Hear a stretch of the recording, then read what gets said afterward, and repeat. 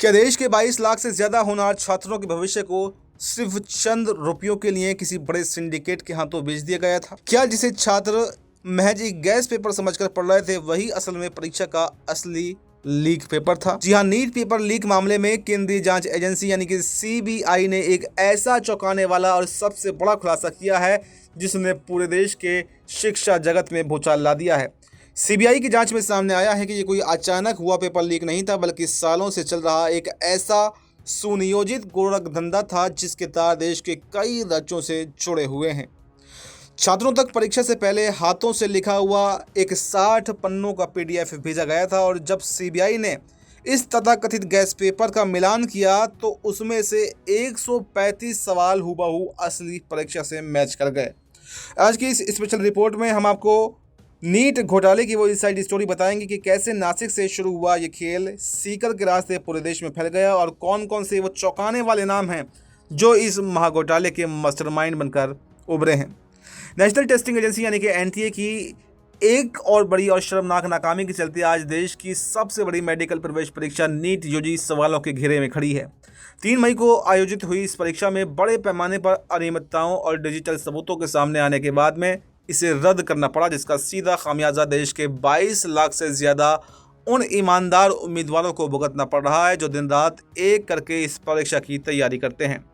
शुरुआत में तो इस पेपर लीक की खबरों को महज एक अफवाह बताकर दबाने की कोशिश की गई, लेकिन जैसे ही सीबीआई ने मामले की कमान संभाली और कड़ियां जोड़ना शुरू हुईं तो 5 अलग अलग राज्यों से 10 से ज़्यादा बड़े गुर्गों को गिरफ्तार किया जा चुका है। अब हर नागरिक और हर छात्र के मन में यही सवाल गूंज रहा है कि आखिर इतनी सघन और त्रिस्तरीय सुरक्षा व्यवस्था के बीच इस परीक्षा में सेंध कैसे लगी और इस पूरी अंतर्राष्ट्रीय सांठ-गांठ का आखिर असली आका कौन है। सीबीआई की तफ्तीश जैसे जैसे आगे बढ़ रही है, इस गिरोह के काम करने के ऐसे ऐसे तरीके सामने आ रहे हैं जो बिल्कुल होश उड़ाने वाले हैं।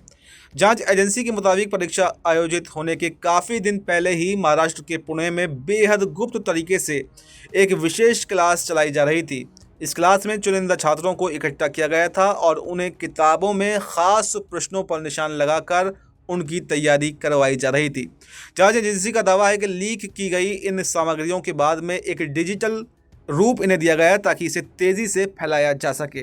इसके बाद व्हाट्सएप और टेलीग्राम जैसे सोशल मीडिया प्लेटफॉर्म के एनक्रिप्टेड ग्रुप्स में करीब 500 से ज़्यादा सवालों वाली एक पीडीएफ फाइल जो है लोगों के पास भेजी गई और 60 पन्नों की सीक्रेट हस्तलिखित फाइल भी सर्कुलेट की गई। छात्र इसे आखिरी समय का गैस पेपर समझकर रट रहे थे, जबकि ये सीधे तौर पर एनटी के स्ट्रॉन्ग रूम या प्रिंटिंग प्रेस से उड़ाया गया असली प्रश्न पत्र था। सीबीआई ने इस पूरे पेपर लीक के रूट मैप को भी अब पूरी तरह से क्रैक कर लिया है। जांच में सामने आया है कि इस पेपर लीक का मुख्य नेटवर्क महाराष्ट्र के नासिक शहर से शुरू हुआ था। नासिक से पेपर को सबसे पहले बाहर निकाला गया और फिर इसे डिजिटल माध्यमों और निजी संपर्कों के जरिए हरियाणा भेजा गया। हरियाणा के बाद में इस लीक पेपर की एंट्री राजस्थान में होती है, जहां ये जयपुर और जमवारामगढ़ के रास्ते होते हुए राजस्थान के सबसे बड़े कोचिंग हब यानी कि सीकर शहर पहुंच गया। सीकर पहुंचने के बाद में इस शहर को तस्करों ने अपना कंट्रोल रूम बना लिया और यहीं से पूरे ऑपरेशन को देश के अलग अलग कोनों में संचालित किया। राजस्थान का सीकर शहर जो कभी देश के बच्चों के डॉक्टर और इंजीनियर बनने के सपने को पूरा करने वाले कोचिंग हब के रूप में जाना जाता था, इस बार इस सिंडिकेट ने उसे दागदार कर दिया है। सीकर को लीक पेपर के वितरण का प्रमुख केंद्र बनाया गया और यहाँ बैठकर गिरोह के गुर्गों ने एनक्रिप्टेड चैट्स और सीक्रेट कोड्स का इस्तेमाल करके इस प्रश्न पत्र को जम्मू कश्मीर, बिहार, उत्तराखंड और सुदूर केरल और राज्यों में चंद घंटों में ही पहुंचा दिया। ये पूरा नेटवर्क इतनी चालाकी और गोपनीयता के साथ में काम कर रहा था कि जब तक आम छात्रों को इसकी भनक लगी तब तक करोड़ों रुपए का लेन देन भी हो चुका था।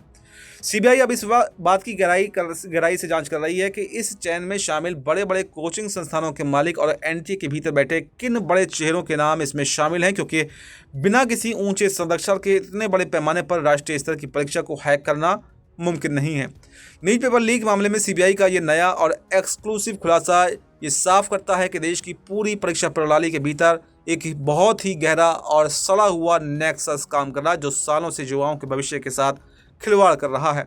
60 पन्नों की उस पीडीएफ फाइल और हूबहू मिले 135 सवालों ने अब सारे संशयों को खत्म कर दिया है कि पेपर बहुत बड़े स्तर पर लीक हुआ था।